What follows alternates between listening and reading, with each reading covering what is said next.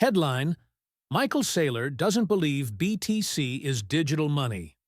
Published at 2:38 p.m., January 19, 2026.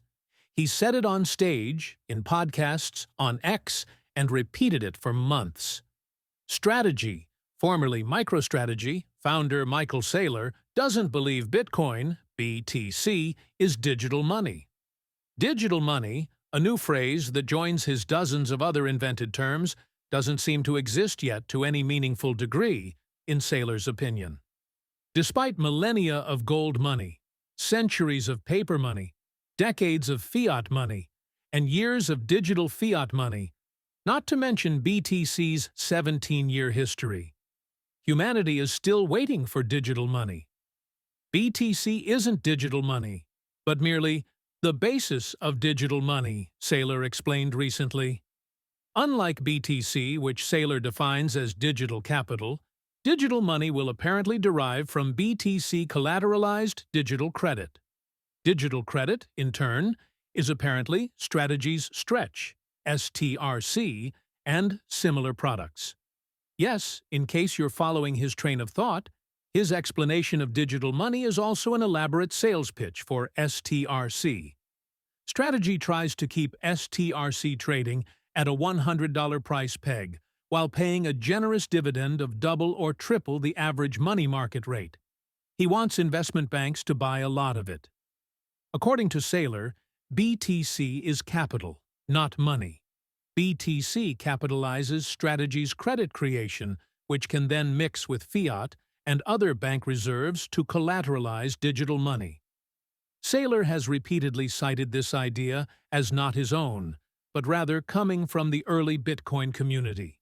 Namely, that reference is almost certainly Hal Finney. Saylor harkens back to Hal Finney's BTC banks. Indeed, Finney believed as early as 2009, "I see BTC as ultimately becoming a reserve currency for banks, playing much the same role as gold did in the early days of banking. Banks could issue digital cash with greater anonymity and lighter weight, more efficient transactions." Saylor agrees. Strategy transforms digital capital, BTC, into digital credit, Saylor emblazoned on a slide at his latest conference speech in Abu Dhabi. Digital money can be constructed with digital credit, STRC, he continued. Back in 2009, Finney repeated his belief that BTC would collateralize bank-issued digital cash. Actually, there is a very good reason for BTC-backed banks to exist, issuing their own digital cash currency, redeemable for BTC. BTC itself cannot scale to have every single financial transaction in the world be broadcast to everyone. BTC-backed banks will solve these problems. According to Finney's prediction, banks around the world would issue a variety of cash backed by BTC. Some would be fractional reserve, while others may be 100% BTC-backed. Interest rates may vary. Finney also forecasted currency fluctuations from BTC-backed cash. Cash from some banks may trade at a discount to that from others. Read more. Why Saylor's STRC isn't really a money market or bank account BTC yield to pay for digital money.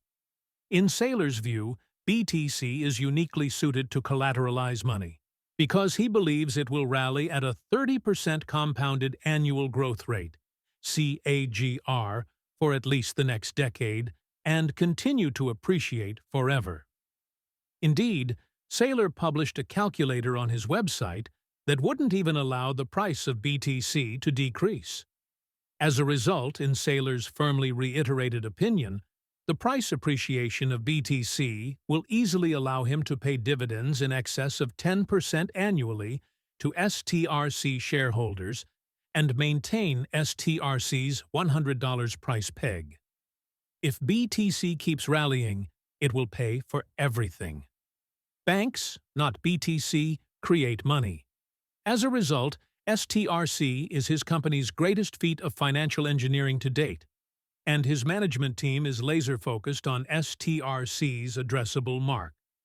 He believes Strategy could somehow sell $10 trillion worth of STRC and similar products.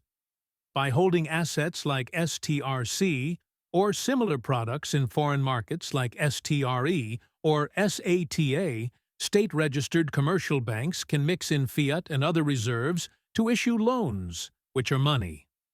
Although thousands of banks already create money every day as a regular course of their lending operations, BTC collateralized reserves, held by those same banks, will allegedly transform this money creation act into digital money creation. Again, this magic occurs within the dictionary of Saylor's mind.